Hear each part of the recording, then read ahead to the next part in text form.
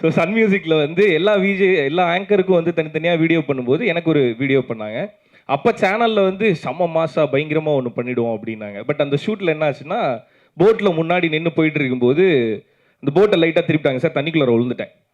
சரி ஓகே, செம்ம மாசா பண்ணணும்னு நினச்சிங்க, பட் காமெடியாக முடிஞ்சுது அப்படின்னு சொல்லிட்டு மியூசிக் இதுக்கு என்ன பாட்டு போடலாம் அப்படின்னு கேட்டாங்க.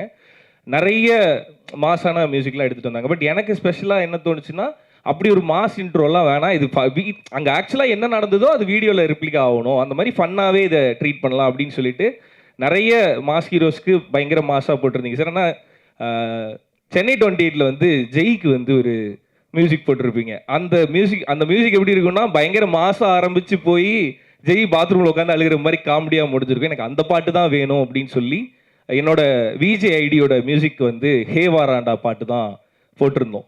ஸோ எனக்கு அவ்வளோ பர்சனல் யுவன் சார். பிரதர் ரொம்ப நாள் அந்த பாட்டு இவருக்கு போட்டதே நினச்சிட்டு நிறைய காலேஜில் இப்பயுமே நான் காலேஜ் ஸ்டேஜ் ஏறும்போது ஹே வாராண்டா தான் சார் போடுறாங்க. ஸோ அப்படி யாருக்கோ போட்ட பாட்டை எனக்கா ஓன் பண்ணிக்கிட்டது போய் இப்போ எனக்குன்னு என் தலைவன் மியூசிக் பண்ணியிருக்காப்புல.